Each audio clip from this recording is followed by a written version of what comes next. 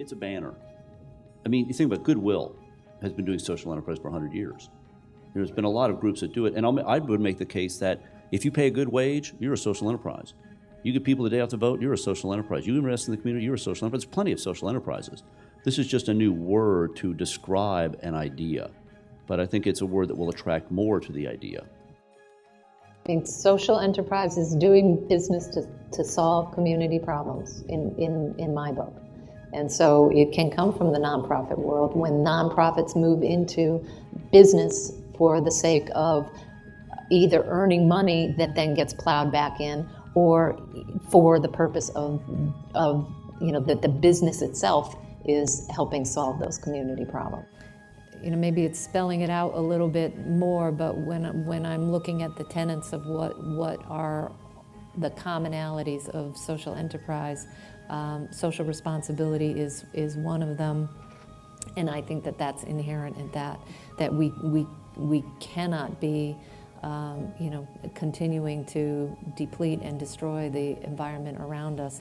You can't build a social enterprise on something that is not taking into account the fact that we have this fragile environment that we need to be taking care of.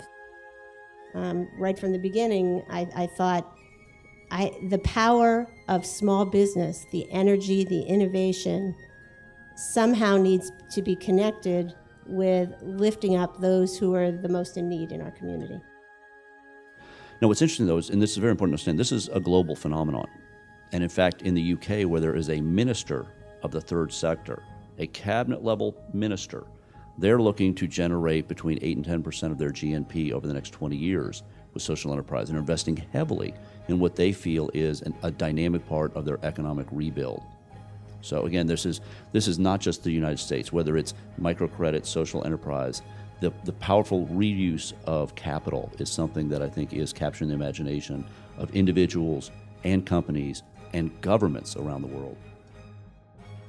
There's not an either-or situation. You don't have the us and the them, that we're all on that spectrum and we're all moving in that direction. We're all, going green, we're all going good, that it's a process. And yes, does that cause some dilution? You're probably right, but I think it also, what it does is makes it more inclusive, so that you can have a large corporation who doesn't feel like, well, that's not for me.